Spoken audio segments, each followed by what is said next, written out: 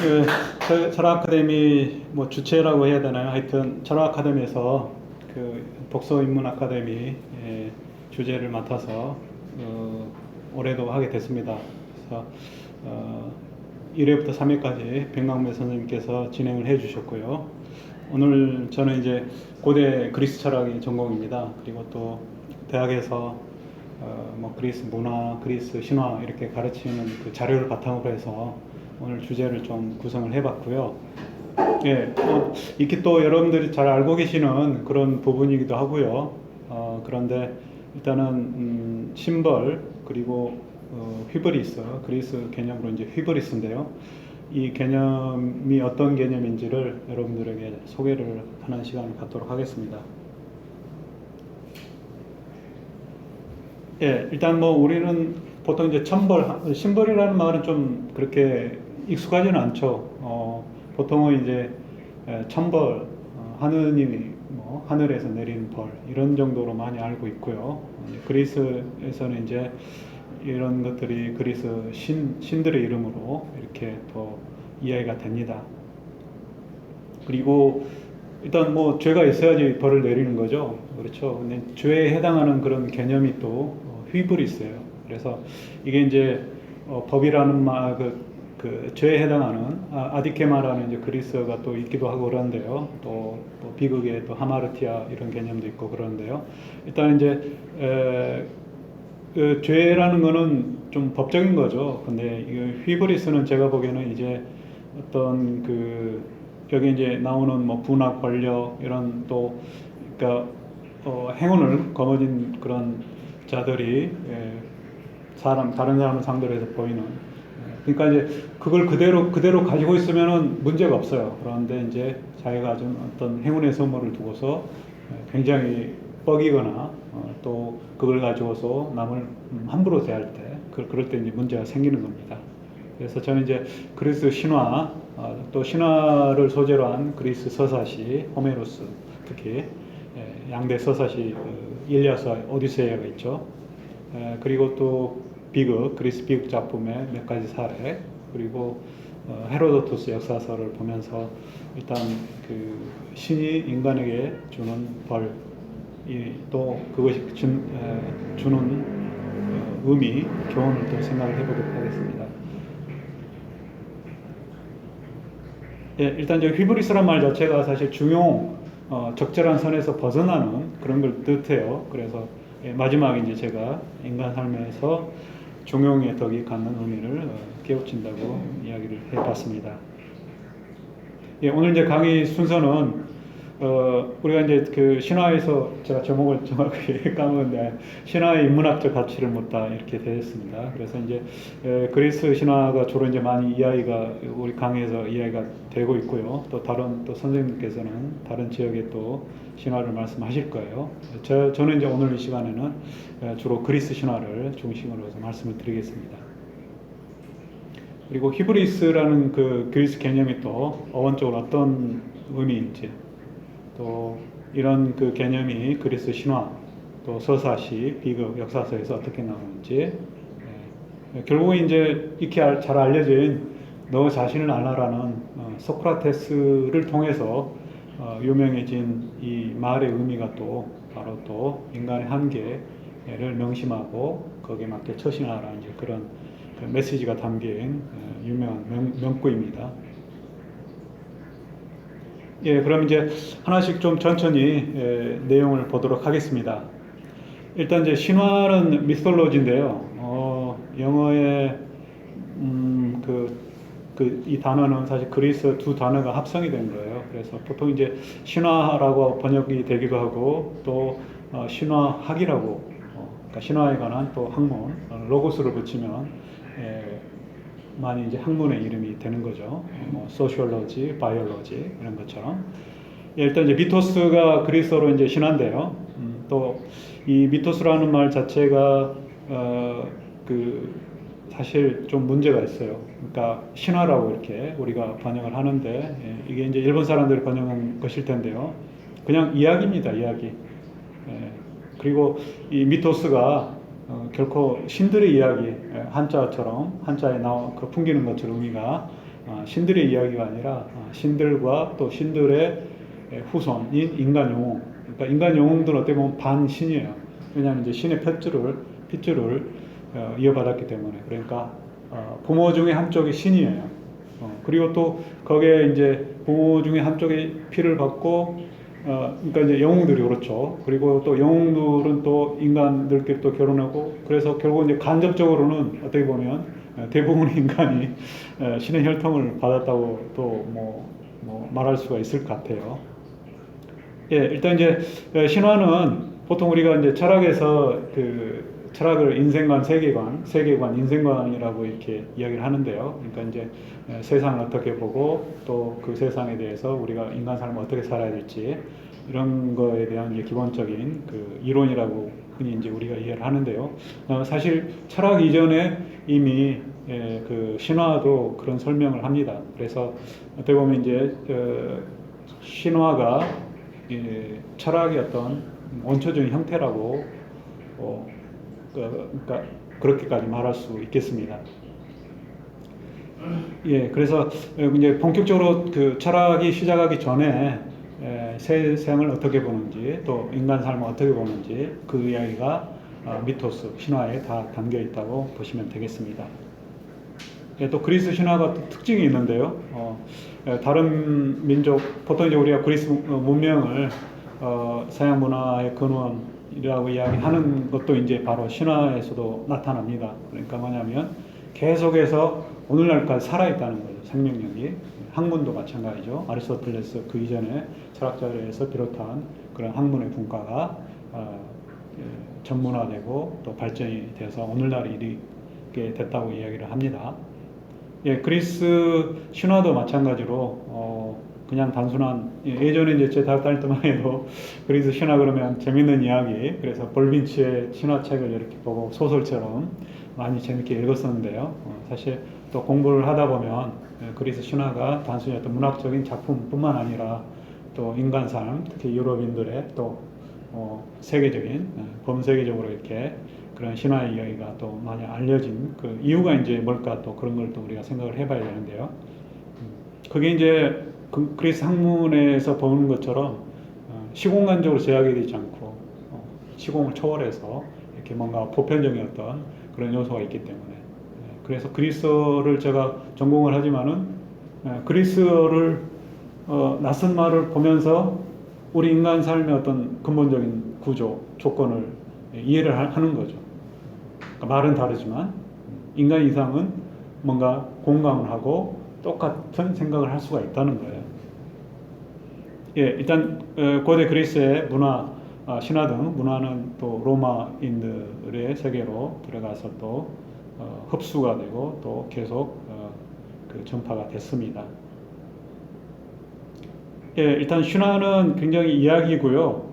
그 이야기인데 뭔가 좀 믿기지 않는 그런 것들이 있습니다.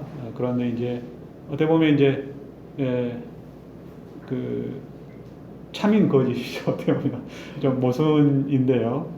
거짓이면서도 뭔가 그 안에 진실이 담겨져 있는 그런 이야기. 물론 이제 이전에 시인이나 철학자들은 그런 것 거짓의 요소를 많이 이야기를 합니다. 그렇지만 또 거짓이 또 한편으로 진실을 담고 있기도 하고 또 거짓말이 또 달콤하죠. 사람들이 진실보다는 거짓, 소문, 또 거짓 어떤 이야기 그런 것에 현혹되는 이유는 이제 바로 그렇습니다. 믿기지 않으면서도 믿고 싶은 그런 인간의 묘한 심리가 있습니다. 예, 뭐 구체적인 뭐 자세한 이야기는 하지는 않겠고요. 일단은 우리나라의 뭐 단군 신화나 그 이후 역사도 마찬가지지만은요. 신화와 역사는 경계가 불확실합니다. 왜냐하면 이제 신화라는 게 부전으로 이렇게 내려놓은 그런 이야기들이기 때문에 어디서부터 그게 비롯됐는지 기록이 되지 않는 이상은 또 후대에 기원전 7세기, 8세기 그때부터 이제 구체적으로 문자가 그리스에서 성립을 하고 페니키아에서 수입이 돼서 기록이 되어 있기 때문에 그 전에는 사실 어떻게 그게 신화의 내용이 기록이 됐는지 확실하지는 않습니다. 예, 일단 신화는 오늘 이제 뭐 이전 선생님도 그러셨고 이후 선생님도 이제 많이 이야기하실 텐데요. 인간사의 모든 것이라 볼 수가 있어요. 그러니까 아까 이제 말씀드렸죠. 세계관, 인생관. 그게 이제 세상을 자연을 설명을 하고 또 인간 삶을 설명하고 인간의 감정, 정서를 설명하고 모든 것이 다 신화의 이름으로 표현이 되고 설명이 됩니다. 또 신화는 종교이기 때문에 또 종교적 의식과도 관련되어 있고요. 그래서 그리스인들에서는 신화는 종교고 인간 삶의 모든 그 당대의 삶에 그 뿌리 깊게 박혀 있는 그런 요소라고 보겠습니다. 예, 이제 뭐 심리학자라든지 이런 쪽의 사람들이 많이 이제 인간의 어떤 근원적인 그 심성 또 무의식을 또 많이 그 그리스 신화에서 찾는데요. 예, 그리스 신화의 이제 특징이 뭐냐면은 철학자들 후대에 이제 비판을 하기도 하는 요소인데요. 굉장히 비윤리적이에요. 비윤리적이란 말은 이제 도덕 개념이 없다는 거겠죠. 그래서 제우스를 특히 보면 굉장히 그 성적으로 분방한 그런 신이고 또 인간에서는 좀 인간 삶에서는 용납될 수 없는 그런 여러 가지 그 도착적인 그런 측면이 있습니다. 예, 그리고 굉장히 다양해요. 그게 이제 그리스 신화의 어떤 그 뭐랄까요, 그 장점이라고 저는 생각을 해요. 그러니까 보통 이제 신 종교하면은 유일신을 많이 이야기하는데요. 근데 그리스 신들은 엄청 많아요. 제가 헤아려 보지는 않았지만은요, 뭐 적어도 수천 명 되지 않을까 그렇게 생각을 합니다. 뭐 수백 명, 수천 명, 예, 아무튼 예, 굉장히 다양하고 그렇습니다. 예, 신화가 이후에 많은 이제 작가들, 시인들이나 비극 작가뿐만 아니라 또 일상의 그 조각가들, 일상적인 또 그 물건을 만드는 그런 도기들을 만드는 그런 기술자들의 또 주제이기도 했고요. 또 플라톤도 신화를 비판하면서도 또 신화를 적극적으로 자기 철학에서 잘 활용을 하고 있습니다. 이거는 이제 다음 시간의 주제이기도 한데요. 예, 일단 고대 그리스의 문헌은 이제 호메로스부터 시작을 하기 때문에요. 호메로스에서부터 이제 신화가 기록이 되고 또 서양 서구 지중해 그를 중심으로 한 서구 사회가 이제 로마의 세계로 들어가고 또 기독교화 되면서 또 그리스 신화가 또 좀 단절이 되기도 합니다. 예, 그리스 신화 이제 기록은 호메로스의 그 두 서사시에서부터 기록이 되고요. 또 오늘 제가 소개해드릴 그 심벌 또 휘브리스 이과 관련해서 소개해드릴 그 작품이 또 이 호메로스의 서사시입니다. 예, 또 그리스 비극이 또 그리스 신화를 소재로 했기 때문에 그리스 비극 작품에 또 그래서 그리스 비극을 제대로 이해를 하려면 그리스 신화에 대한 지식이 어느 정도 좀 갖춰져 있어야만이 그리고 또 그리스 비극 작품 보면 각주를 이렇게 번역자가 달아놓은 걸 보면 다 그리스 신화의 이야기입니다. 그러니까 그 신화의 이야기를 알지 못하면 제대로 이해를 할 수가 없기 때문에 이제 그렇게 설명을 해 놓는 겁니다. 예, 로마의 시인들에서도 많이 특히 오비디우스의 변신 이야기 많이 그리스 신화가 기록이 되어 있고요. 또 그리스 신화가 굉장히 작가이기 때문에 신화를 또 굉장히 다른 이야기로 또 각색을 해서 많이 이야기를 합니다.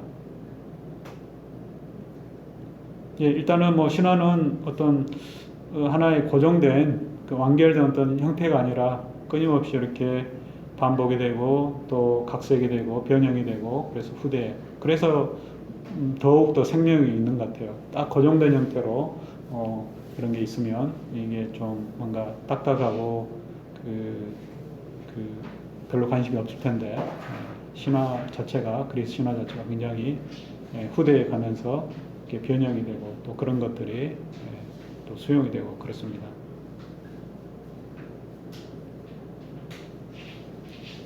예, 이제 오늘 그 주제에서 그 휘브리스 개념인데요. 제가 이제 오만이라고 번역을 했는데요. 참 번역하기가 굉장히 까다로운 개념이에요. 이게 휘브리스가 이제 어원적으로 뭐 휘페르라고 하는 오버, 그러니까 우리도 그렇잖아요. 너무 오버하지 마라. 그렇죠.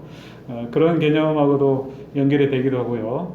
또 동사나 그 형용사 형태로 여기 이제 제가 그 띄워놨습니다만은요.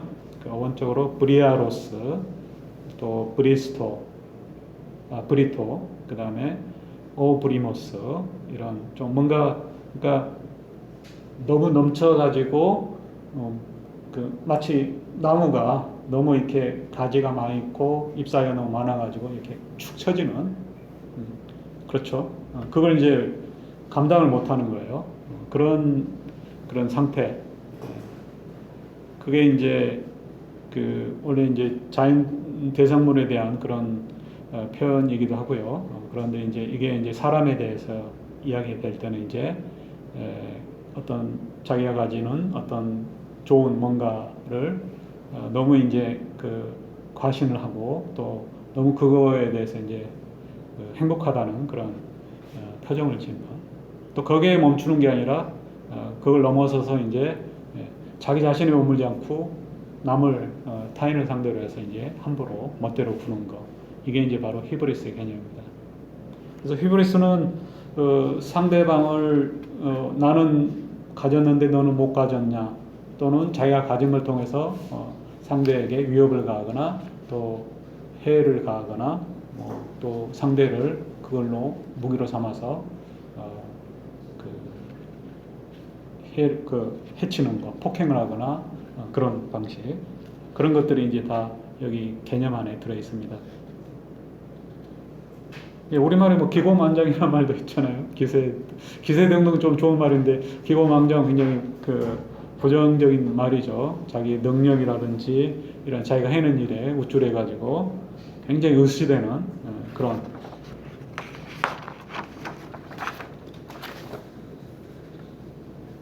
그래서 어떻게 보면 히브리스는 남을 타인을 배려하지 않는 그런 이기심에서 비롯된다고 볼 수가 있겠습니다. 그래서 이제 그 인간에 대해서 또 신에 대해서 그러니까 이제 신에 대해서도 오만불선하고 또 인간에 대해서도 오만불선하고 그렇습니다. 특히 이제 권력을 쥔 자들이 많이 그렇죠. 또 부를 거머쥔 자들이 그렇지 못한 자들에게 또 폭력을 행사하게 되는 겁니다. 아무튼 이 개념은 이제 그리스 윤리학에서 이제 굉장히 기본이 되는 그런 개념인데요. 한번 보겠습니다. 아까 이제 반대되는 개념을 이야기를 했죠. 그게 이제 왜냐하면 이런 반대 개념을 통해서 또 히브리스라는 개념이 어떤 그 내포를 가지고 있는지 의미를 가지고 있는지 또 이야기가 될 수가 있어요.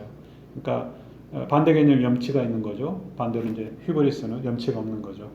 그 다음에 무절제하고 정의롭지 못하고 또 적절함을 지키지 못하고. 그리스 신화에서 이제 여러 사례들이 굉장히 무수히 많습니다. 신들이 또 자기 영역에서 특히 자기가 관장하는 영역이 있고요. 그것과 관련해서 인간이 무시할 때, 특히 이제 뭐 아프로디테 여신은 우리가 성적으로 너무 이렇게 문란하거나 성욕이 너무 강해서 요즘에 문제잖아요. 근데 아프로디테 여신은 성적인 욕구를 무시하는 자도 처벌을 해요. 그래서 이게 이제 두 가지죠. 그러니까 신들이 자기 영역을 침범을 하거나 아니면 인간이 너무 이렇게 과도하게 자만을 하거나 그럴 때 그런 모습을 보고도 이렇게 벌을 내리지만 또 자기가 소중히 여기는 뭔가를 가령 아프로디테는 사랑은 아는 자를 처벌해요. 또 뭐죠? 그 디오니소스 술 너무 과하게 마시는 거 우리는 안 좋다고 이야기죠. 근데 디오니소스는 자기를 받들지 않고 술을 안 마신 사람을 또 처벌을 하는 그런. 그래서 이 그 신들의 여러 신들과 관련해서 또 그 신화에서 그 오만 방자매에 대한 그 벌을 내려는 그런 이야기들이 있습니다. 대표적인 사례로 이제 제가 7가지를 이야기를 지금 가져왔고요. 또 지난 시간에 또 나왔던 그런 뭐 시지포스라든지 또 누구죠? 그 켄타우로스 아니 켄타우로스는 그 미노타우로스, 예, 그 이야기를 좀 뒤에다가 잠깐 넣습니다. 예, 아폴론 신은 굉장히 좀 지성을 상징을 하고 그런데 굉장히 이 신화에서는 굉장히 비이성적인 그런 태도 모습을 보여요. 그러니까 너무 그 과하게 그 인간을 처벌을 하는, 여기 이제 그림을 보면 아폴론과 마르시아스라고 있는데요. 여기 이제 무슨 인체 해부도에 보이는 것처럼 끔찍하게 이 살갗이 벗겨져 있는 그런 장면인데요. 이게 이제 벌이에요. 아폴론 신에게 이 그 마르시아스라고 하는 그 사티로스가 도전을 장을 내밀어서 경연을 벌이다가 패하고 이렇게, 그러니까 패한 자는 어떤 벌이라도 받는 걸로 이렇게 그 승부하기 전에 약속을 했었어요. 예, 이 그림은 좀 이따 다시 설명을 해드리겠습니다. 이게 이제 그 경연의 내용을 잠깐 소개를 해드리겠습니다. 예, 아폴론과 마르시아스가 이제 경연했던 그 악기는 아폴론은 이제 리라고요. 리라라고는 현악기고, 여기 현악기가 어디 있는지 모르겠네요. 잘 안 보이는데 이쪽에 있는 것 같기도 하고요. 여기 이제 판신이 있고 미다스가 있고, 이 그림은 사실 좀 설명을 좀 더 드리자면, 판신은 이제 목적이라고 그러죠. 피리, 저기 뭐죠, 그 슈링크스, 팬파이프처럼 생긴 악기를 연주를 하고요. 목동들이 부는. 그다음에 이제 옆에 미다스가 이 판신과 아폴론이 이렇게 리라와 슈링크스를 그 팬파이프를 대결하는 걸 그 판관으로 이렇게 해서, 그래서 이제 그 판신이 지고 아폴론이 이제 이겼는데요. 그래서 판신의 노염을 사서 너 귀가 좀 이상한 거 아니냐? 그래서 귀를 당나귀로 만들었다는 그 유명한 그 이야기입니다.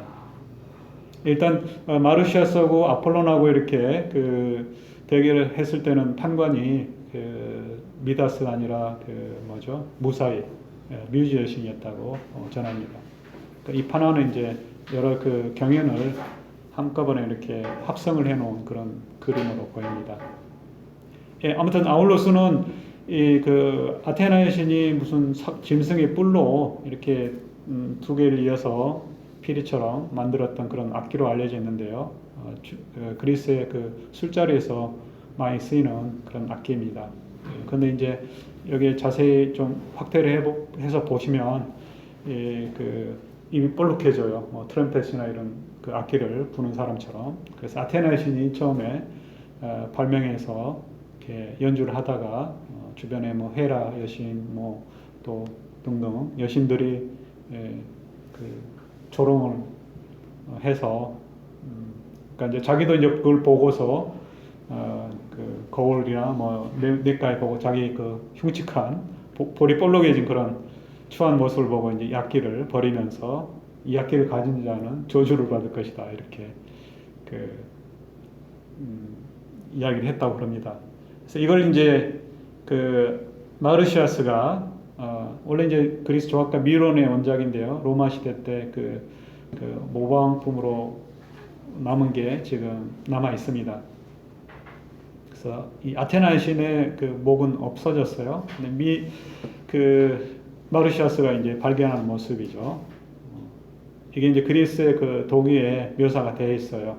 그래서 이걸 이제 바탕으로 해서 또 그 덴마크의 코펜하겐이죠. 거기에 그 공원에 이렇게 조각으로. 그러니까 이제 이런 걸 보더라도 굉장히 그리스의 그 서구의 공원이나 뭐 도로, 뭐 분수대도 그렇고요. 이런데 시민들이 쉬는 공간에는 다 그 그리스 신화와 관련된 그걸 모티브로 해서 이 조각상이 많이 이렇게 청동으로 많이 세워져 있습니다.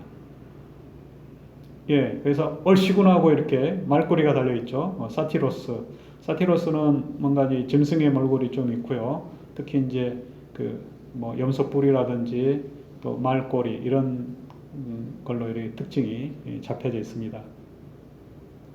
디오니소스 그 주신 그 포도주의 신의 종자입니다. 그러니까 팔로워죠.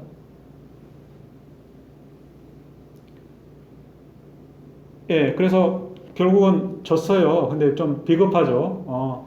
예, 진 것도 너무 억울하게 졌어요. 예, 승부가 안 나다가 이제 막판에 아폴론이 야, 그러면 이제 승부가 안 나니까 거꾸로 불어보자. 그러니까 거꾸로 악기를 들고 연주를 하자. 기타는 연주, 뭐 현악기는 뒤로도 하고 옆으로도 하고 뭐안 보고도 하고 그러잖아요. 근데 입으로 부는 악기는 거꾸로 부면 이게 소리가 납니까? 거기에다가 거꾸로 연주하면 노래까지 부르자. 노래를 부른 사람이 이기는 걸로 하자. 근데 피리 같은 건 입으로 부르는 거꾸로 불 수도 없고 또 부는 순간에 노래도 할 수 없잖아요. 그래서 이게 이제 너무 억울하게 진 것 같아요. 제가 보기에는 부당하게 조건이 안 맞아서. 그래서 아폴론이 이제 그러니까 어떻게 보면 이제 그거죠. 물론 이제 그 시합 과정은 부당하지만 감히 신에게 신의 영역을 이제 넘봤다는 거죠. 그래서 이제 그러니까 자기 실력을 너무 이제 과시하는 데 대한 어떤 응징이라고 이제 보시면 되겠습니다.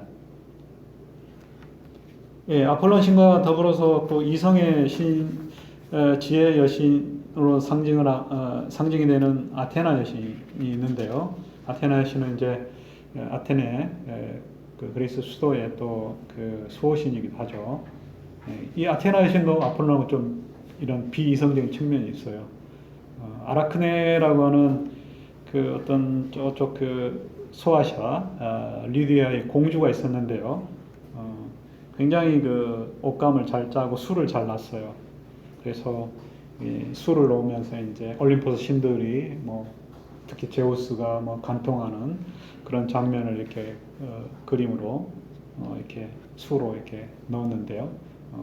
여기 이제 뒤에 뭐 그런 그림 같습니다. 일단 유화로 이렇게 표현된 것이긴 하지만 예, 그런데 자기가 보기에도 흠잡을 데가 없어요. 그래서 여신이 화가 나가지고 질투죠. 신들은 질투심이 있어요. 그래가지고 그걸 찢어버렸어요. 갈갈기. 그러니 뭐 어떻게 했어요? 그 아리따운 공주가 너무 상심해가지고 그 석가래에 목을 매달고 그래서 죽어버렸나 봐요. 그래서 이제 아테나 여신이 그걸 또 자기가 싫어하는 거미로 이렇게 만들었다는 그런 이야기였습니다. 그 밧줄도 이제 거미줄이 됐다고 그러고요. 그래서 아라크네라는 말이 사실 그리스어로 거미란 뜻이에요. 거미. 그 뭐 다프네 이야기, 아폴론과 다프네 이야기. 다프네가 또 월계수란 뜻이고요. 월계수로 변했다고 그랬잖아요. 아무튼 아테나 신도 굉장히 아폴론과 더불어서 뭐 라파엘로의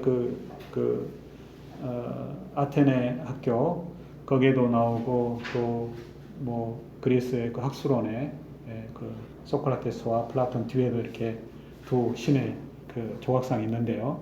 일단 이성과 지혜를 상징하는 그런 신들조차도 또 이런 비이성적인 그런 측면이 있습니다.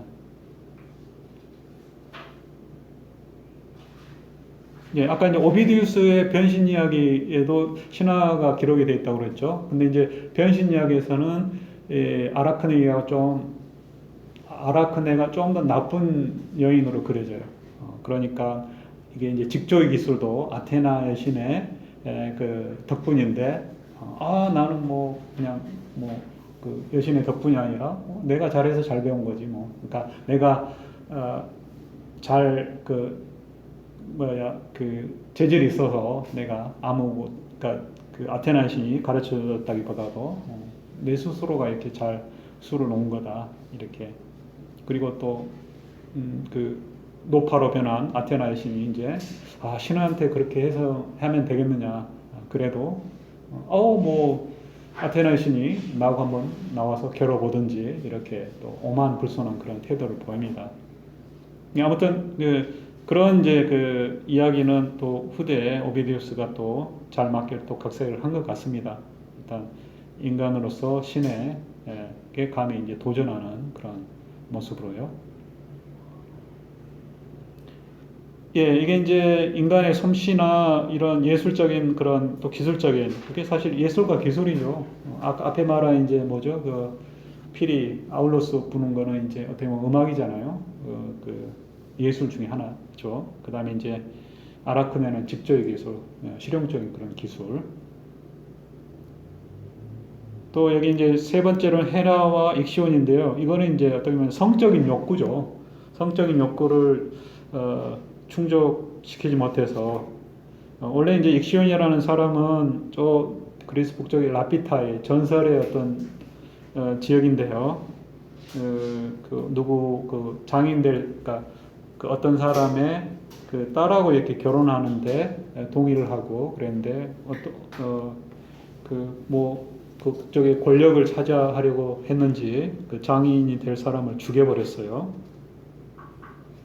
그래서 이제 신들이 이거 안 된다. 이 굉장히 용서가 될 만한 용서받지 못할 그런 일이라고 이렇게 이제 신들이 그 부정을 했는데 제우스 신만은 또 받아들여 가지고 자기도 좀 연애사 관련해 가지고 좀 문제가 있는 사람이기 때문에 그래서 제우스가 나서서 익시온을 정화를 해줬어요.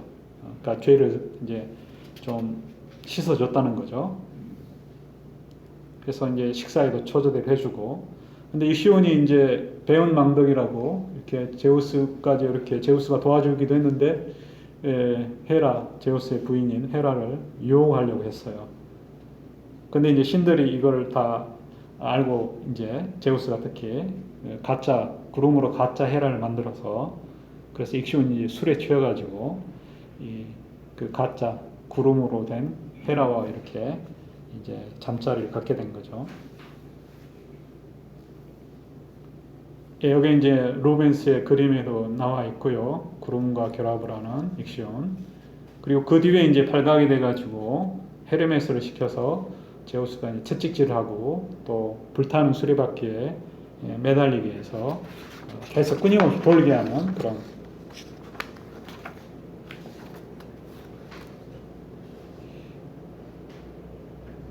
이거 다빈치 무슨 그림 같죠? 제가 이거 보고서 깜짝 놀랐습니다. 다빈치가 이걸 보고 그리지 않았나? 그 인체 다빈치 맞죠? 저기 오늘 헝겊지고 이렇게 강의 준비도 하고 또 헝겊지고 오느라고. 예, 아무튼 익시온이 그 인체 비례도죠, 그렇죠? 뭐 비트로비우스 거기에서 뭐 이렇게 일대, 그러니까 뭐 이렇게 원 안에 뭐 사람 있고 그 펼치면 뭐 좌우 위아래가 이렇게 같다, 뭐 1대1이다, 뭐 등등 여러 가지가 있죠.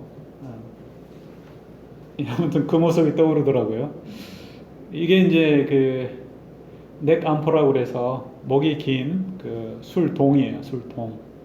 이게 이탈리아 남부에서 발견된 건데요. 여기에 이제 그려져 있어요. 그러니까 제가 이제 강의하다가 여러 번 이야기하는 이야기인데 사실 그리스 문화 중에서 이게 그 글도 있지만은 또 이렇게 유물로 남아 있는 것 중에서 가장 또 그 소중한 부분이 사실 저는 뭐 신전이나 뭐 그런 것보다 조각품보다 이 항아리 같아요. 도기. 도기는 굉장히 많이 남아 있거든요. 수만 점이. 또 그걸 또 연구하는 그런 학자도 많은데요. 비즐리든. 아무튼 이 도기의 이제 그림을 보고서 그 당대 그 신화적인 내용뿐만 아니라 또 술자리의 모습 또 여러 가지 것들을 다 여기 그림에 여기 여러 가지 것들이 표현이 되어 있기 때문에 그래서 도기 그림을 제가 또 강의 때 많이 활용을 합니다. 예, 그래서 익시온은 그 가짜 헤라와 그 결합을 해서 이제 켄타우로스를 낳습니다. 이 켄이 어떤 의미인지 모르겠네요. 켄타우로스, 미노타우로스, 타우로스 그러면 좀 말보다는 손데 일단 켄타우로스는 반인 반마로 알려져 있어요. 반인 반마. 그러니까 몸통까지는 사람이고 그 상반신은 그 다음에 하반신은 말인 그런 모습으로.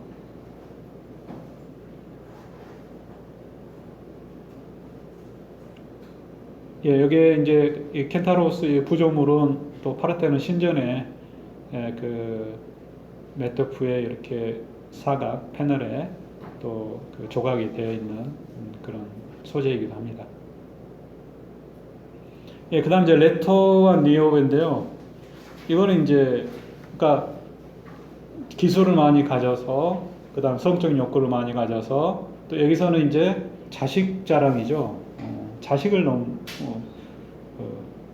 많다 보니까 이걸 이제 자랑을 하고 싶은 거예요. 그래서 이 테바이 쪽에 그 암표의 왕비가 있었는데요. 니오베예요. 이게 그 니오비안 페이즈라고 그랬어요. 이 그 보통 이제 더러는 이 그 도기를 만든 그 조각 저기 도공이 이름을 자기 밑에다가 이렇게 적어 놓습니다. 누가 만들었다, 에포이세, 누구누구 이렇게 이름을 적어 놓는데 이게 없어서 그냥 보통 이제 니오브의 항아리, 독이 이렇게 이야기를 합니다.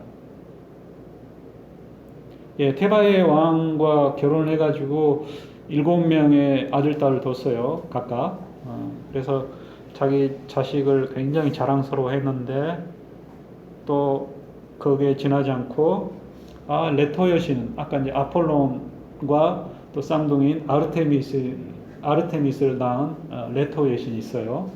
레토 여신은 둘밖에 없다. 아폴론하고 아르테미스하고. 그래서 깔보는 말 했어요. 신을 멸시하는 말을 했어요. 주변에서 이거 신한테 그러면 되냐 만류를 했는데도 불구하고 되려 나를 더 모셔야 된다. 레토 여신보다도. 그래서 결국에 이제 그 레토 여신이 자기 아들, 딸인 아폴론과 아르테미스를 이렇게 보내서 활로 니오베의 자식들을 이렇게 죽이는 그런 벌을 내렸습니다.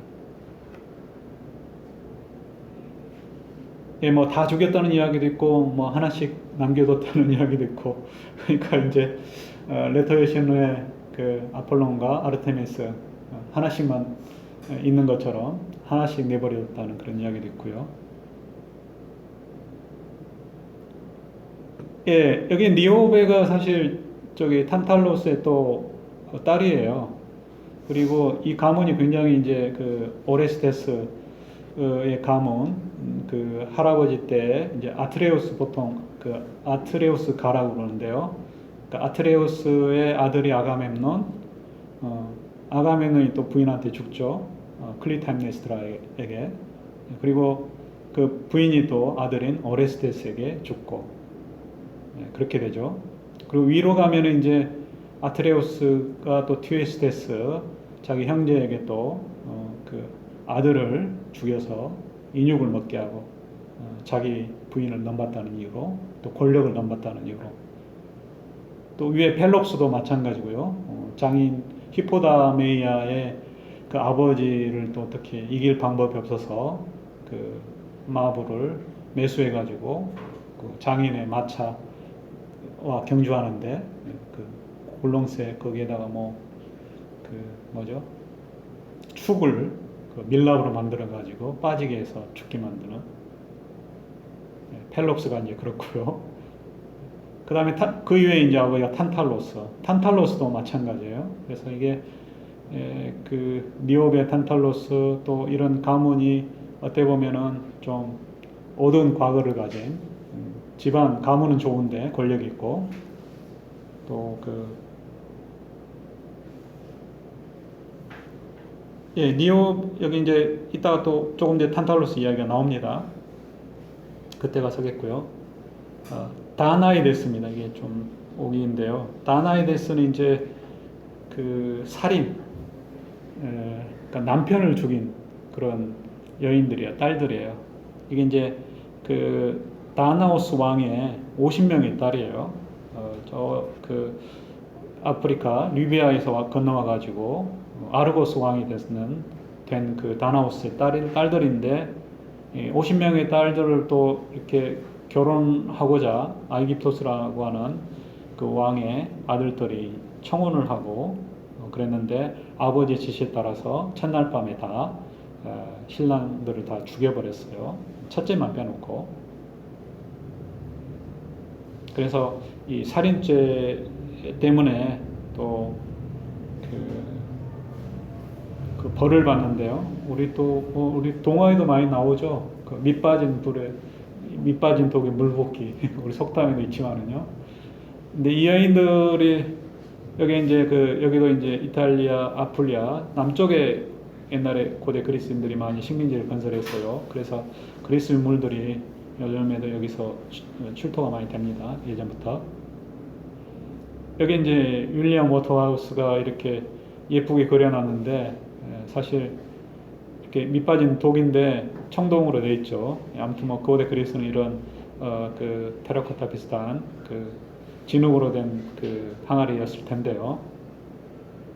근데 그 신화에 따른다면 밑빠진 독이 아니라 밑빠진 독인데 거기에다가 그 물을 이렇게 떠가지고 채워야 되잖아요.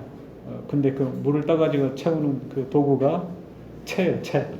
채로 떠가지고 밑빠진 독을.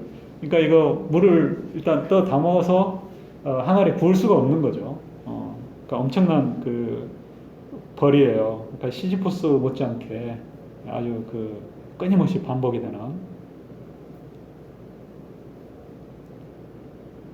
예, 그 다음에 이제 그 티티오스, 탄탈로스, 시지포스 이야기는 오디세이아의 나온 이야기입니다. 호메로스의 그 11권인데요. 오디세이아. 이게 이제 오디세우스가 자기 고향으로 돌아가는 길을 알기 위해서 하계로 내려갔어요.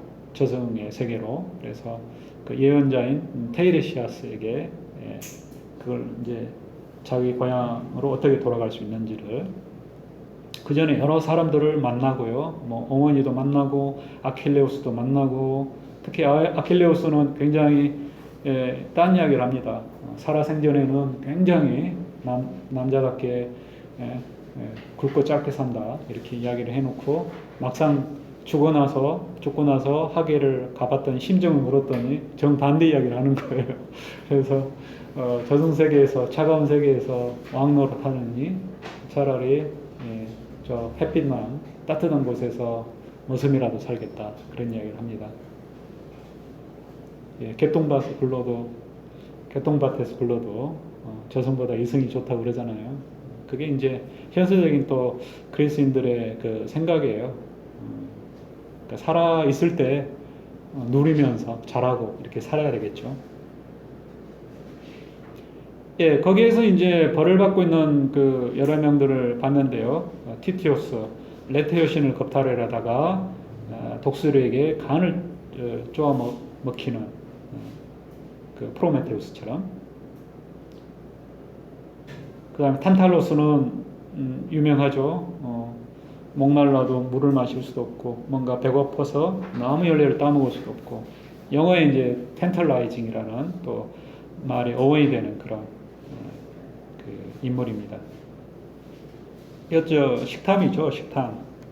제우스의 비밀을 막 친구들에게 누설해주고 제우스하고 친하다는 이유로 그다음에 신들의 음식까지도 막 가지고 나눠주고 그리고 또 막 신들을 시험을 했어요.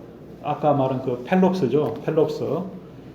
그 자기 아들을 쪼개서 신들에게 요리로 대접하고 신들을 그래서 근데 신들은 다 알고서 안 먹었는데 데메트리 여신만 또 페르세포네를 잃고서 슬픔에 빠진 상태에서 펠롭스의 왼쪽 어깨살을 먹었다고 합니다. 그래서 다시 이제 펠롭스가 되살아날 때 어깨 쪽은 상아로 뭐 만들어졌다는 또 이야기도 있고요.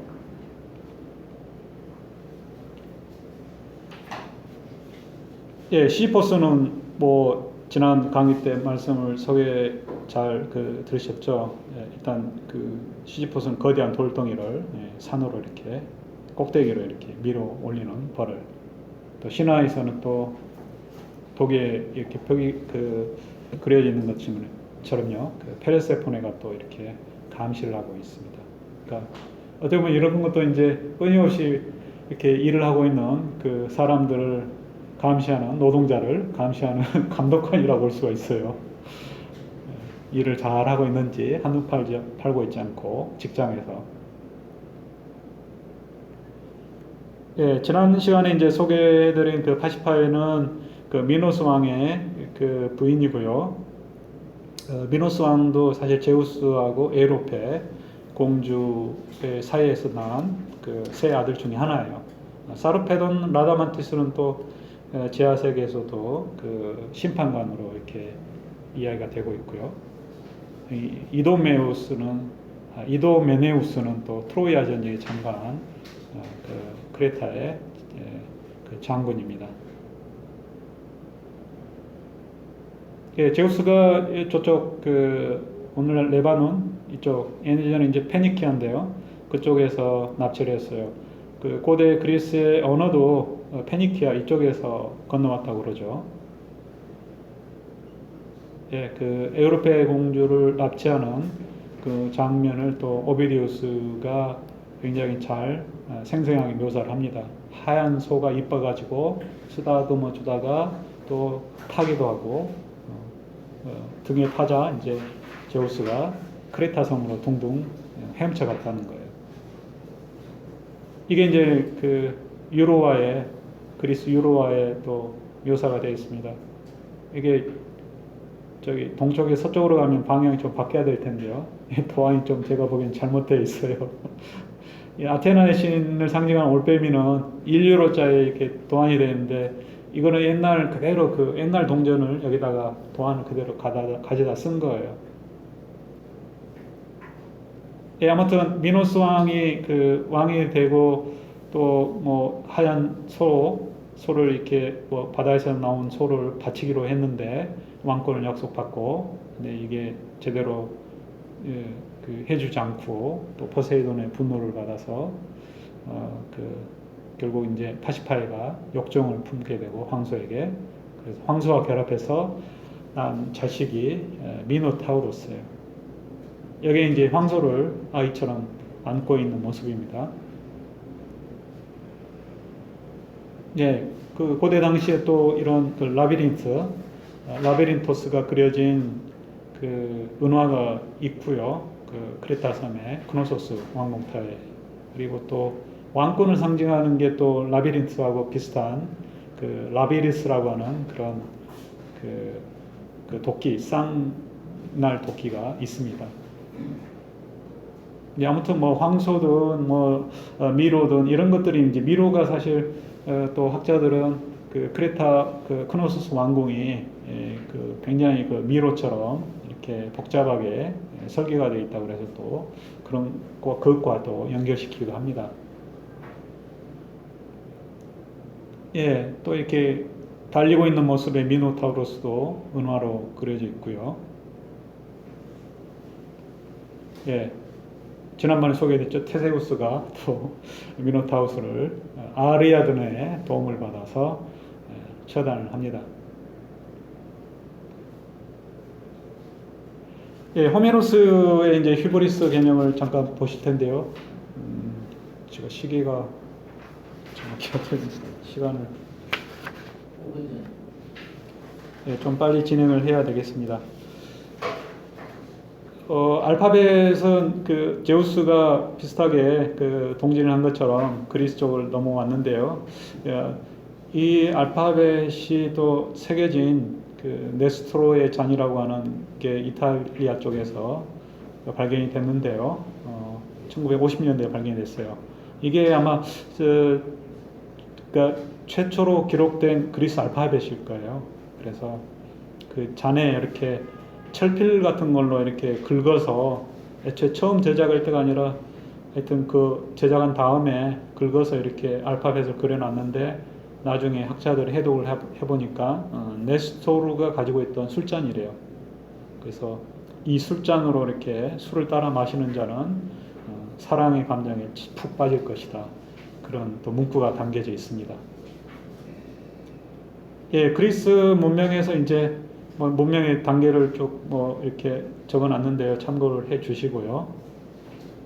미케네 문명 청동기에서부터 해서 또 암흑기에 문자가 전파가 되고 그래서 750년 전후로 해서 또 기록 문화가 시작이 됩니다. 그 호메로스의 그 서사시도 이때부터 이제 그 나오기 시작을 하고요. 이때 또 그 정착이 된 걸로 이야기가 됩니다. 예, 문학에서는 이제 서사시, 서정시, 또 비극, 희극, 철학 이런 순으로 이어집니다. 예, 일리아스는 오디세이어보다 좀 긴 형태로 24권씩 되었는데요. 이게 다 이제 헬레니즘기에 학자들이 알렉산드리아에서 오늘날 형태로 이렇게 구성을 한 거고요. 이야기는 굉장히 트로야 전쟁을 다 다루지 않고 마지막 10년 전쟁 중 일부를 다뤘고요. 특히 주제가 이제 아킬레우스의 분노죠. 그래서 그 일리아스는 이런 내용으로 되어 있고요. 또 트로야 전쟁을 다룬 그 서사시 연작이 있어요. 사이클이. 그게 이제 트로야 전쟁의 발단이 되는 그 헬레네 납치. 또 헬레네가 어떻게 납치되는지 그 전에 아킬레우스의 아버지 부모의 결혼부터 이야기를 합니다. 그리고 나중에 트로야가 함락이 되고 오디세우스가 귀환을 하고 뭐 등등 여러 가지 그 이야기들이 쭉 연결이 됩니다. 그래서 특히 이제 두 작품만 호메로스의 두 작품만 남아 있고 나머지 것들은 이제 다 요약본으로 이렇게 또 다른 작가의 이름으로 그 전해져 내려옵니다. 예, 일단 호메로스 일리아스는 아킬레우스 분노예요. 첫 구절부터 분노를 노래하라고 이야기를 합니다. 아킬레우스가 왜 그 화가 났는지 그건 이제 동료 장군인 아가멤논 때문에 그렇게 된 거죠. 예, 두 사람이 다퉜어요. 아트레우스의 아들 아가멤논이죠. 아가멤논은 이제 그 메넬라우스의 형이죠. 그 헬레네의 그 남편인 메넬라우스의 형입니다. 근데 그 아가멤논과 아킬레우스가 이렇게 다투고 난 다음에 이게 이제 문제가 생겼다는 거죠. 그 이유가 이제 아폴론 사제 크리세스를 모욕을 했어요. 그러니까 자기 딸을 돌려달라고 몸값을 지불해 줄 테니 그랬는데 간청을 하는데도 아가멤논이 거절을 하는 거예요. 굉장히 뭐 크리세이스 그 딸이 마음에 들었던지 어쩐지 그래서 난포하게 내쫓으면서 내 눈에 두 번 다시 띄지 마라 이렇게 으름장을 놨습니다. 그래서 이 크리세스라는 이 사제는 아폴론 사제는 아폴론에게 이제 소원을 빈 거예요. 저 나쁜 그 아가멤논 좀 또 그리스 애들 좀 혼 좀 내달라고. 그래서 이제 아폴론이 그 화살을 날려서 그리스 진중에 그 전염병을 돌게 만드는 겁니다.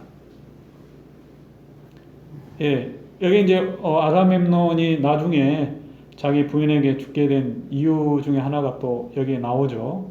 자기 부인보다 더 좋아한다는 이야기를 합니다. 몸매를 보든 뭘 보든 우리 아내보다 내 아내보다 낫다 이런 이야기를 합니다. 예, 그래서 이제 그리스군에 문제가 생기기 때문에 결국 이제 그 동료 장군들, 동료들의 그 조언에 따라서 그 크리세이스를 이제 돌려주기로 합니다. 근데 그 대신 이제 또 그 아킬레우스가 데리고 있는 여인을 빼앗아 갑니다. 그래서 이제 아킬레우스가 열이 받은 거죠. 그러니까 자기 애인을 뺏기고 자기 애인을 돌려주고 아킬레우스 애인을 이제 빼앗아 가니까요.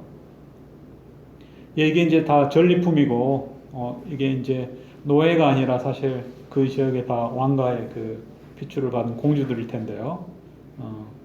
이런 그 여인을 이제 뺏는 거에 대해 이제 아킬레우스는 치욕이라고 생각하는 거죠.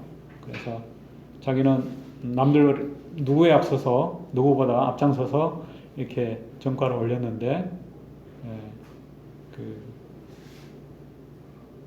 뭐 곰은 이 제주는 곰이 부리고 뭐 누가 뭐 한다고 그러죠. 그래서 예, 아무튼 아킬레우스가 이제 그런 신세가 돼버렸어요. 그래서 이제 모욕을 받으면서까지 전쟁에 참여할 수는 없다. 그렇게 이야기를 합니다. 그래서 아킬레우스는 이제 서로 말다툼하면서 아가멤논이 이제 너의 브리세이스를 데려갈 것이다. 그리고 자기가 총지휘관이라는 거죠. 나에게 감히 맞짱 뜰 생각을 하지 마라. 그래서 유명한 이제 그림의 소재이기도 한데요. 그래서 이제 펠레우스 아들 아킬레우스가 이 열이 받은 거죠. 그래서 칼을 빼들고 이놈을 죽여버려야겠다고 그렇게 이제 어떻게 그 생각을 하고 있는데 그 사이에 아테나이시 내려와요. 그래서 뒤에서 이렇게 금발을 잡아당겨요. 이 모습이 이제 여기 이탈리아 화가의 작품에 유명한 작품에 이렇게 나와 있습니다. 그러니까 이 신화를 이제 모르면 이건 누구를 잡고 있는지 모르잖아요. 근데 이제 이게 아킬레우스다 그렇게 말해주면 분명히 이제 이 내용을 아시는 분들은 일리아스의 서사시를 읽으신 분들은 아테나 여신이다. 특히 아테나 여신은 이제 남성적인 여신이잖아요. 남성처럼 투구와 방패를 이렇게 가지고 또 그 무구를 갖추고 있습니다. 뭐 해겔의 유명한 이야기 명구에도 나오고요. 사실 보통 천변선생 여기서 보면 그 아테나 여신을 수식을 하나 여기 이제 흰팔의 여신 헤라 뭐 이런 것처럼 레오콜레노사 하는 그 수식어처럼 또 아테나 여신은 빛나는 눈에 그렇게 되어 있어요. 근데 사실 빛나는 눈보다 정확히 빛나는 그러면 눈이 반짝반짝한다 무슨 렌즈를 껴서 눈이 반짝반짝하다 그런 것보다도 해안 그런 의미가 있어요.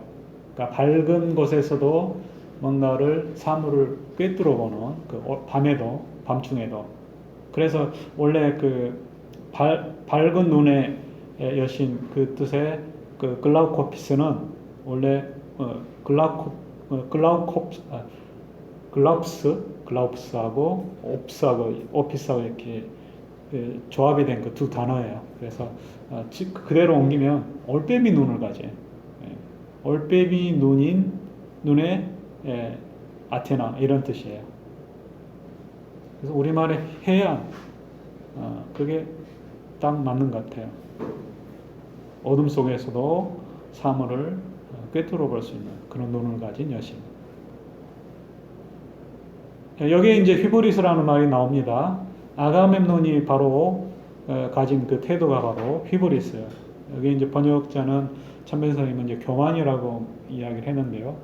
그러니까 남의 상대하는 그런 태도뿐만 아니라 그 태도가 보이는 또 행동이에요. 구체적인 행동. 말이든 욕설이든 또 뭐 신체적인 폭행이든 이게 다 휘브리스예요. 또 다른 개념이 또 있고요. 휘페로플리아라는 또 개념이 또 비슷한 개념이 있고요. 여기에도 이제 나오죠. 그 신화나 비극 서사시도 그렇지만 특히 비극에서는 코러스 입을 통해서 이렇게 갈등이 있으면 코러스가 또 그 갈등의 해결책을 노래로 많이 이야기를 해요. 여기서도 이제 말로 해결하라는 거죠. 말로. 이 말이란 말이 이제 로고스는 아니고 서사시하고 비슷한 단어인 에포스예요. 에픽의 어원이 되는. 아무튼 또 이 모욕 때문에 너가 받는 수모 때문에 또 나중에는 더 그걸 참으면 더 복이 이루어진다 이렇게 이야기를 합니다. 그러니까 자제를 하라고 또 당부를 하는 거죠. 여기 이제 빛나는 눈의 여신 나와 있죠.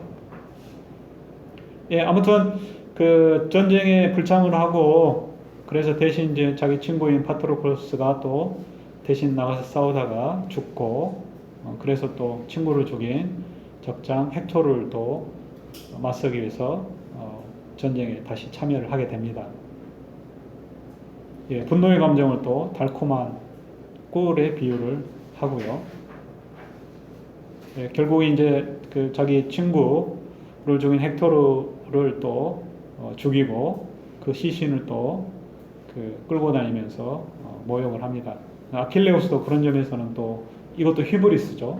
죽은 자의 아무 감각이 없는 그 시신을 이렇게 친구 무덤가를 돌면서 이렇게 보여주는 그런 쇼는 해서는 안 될 그런 짓이죠. 그 시신을 이제 돌려달라고 또 프리아모스가 자기 아들 그 몸통만큼 큰 황금을 싸들고 와서 돌려달라고 이야기를 합니다. 예, 여기에서 또 이제 아킬레우스의 그 면모가 나옵니다. 아까 이제 그 반인반마 그 케이론에게 무슨 뭐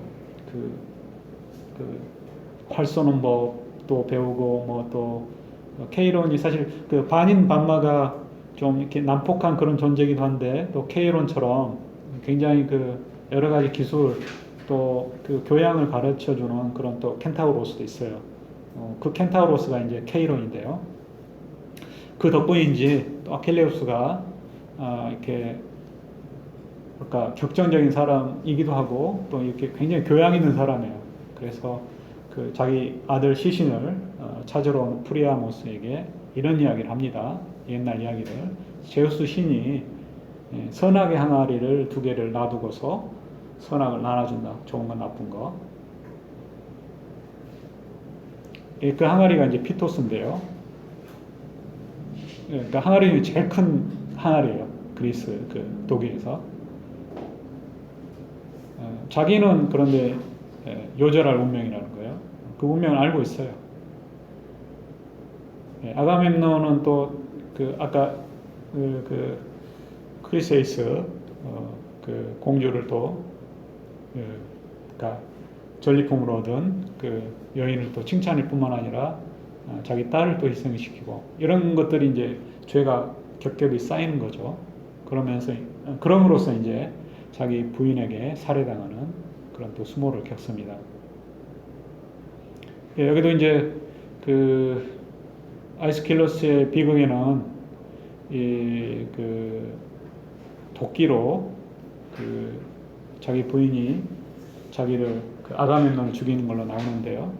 또 이렇게 보기에 보면 알기스토스, 그러니까 클리타임네스트라의 정부인 알기스토스가 이렇게 칼로 죽이는. 그러니까 신화는 굉장히 그러니까 이제 비극성을 더 그 높이기 위해서 작가가 남의 정부의 손에 죽는 것보다는 자기 배우자에게 자기 부인한테 죽는 그게 더 비극적이죠. 또 메데아의 그 아들들도 그렇죠. 어머니가 자식을 죽이는 게 더 친자를 죽이는 그게 더 비극성이 더 강해지는 거죠. 그런 것들이 이제 비극 작가들에 의해서 이렇게 이제 각색이 되는 거예요. 변형이 신화가. 예, 일단 그 좀 쉬었다가 이어가.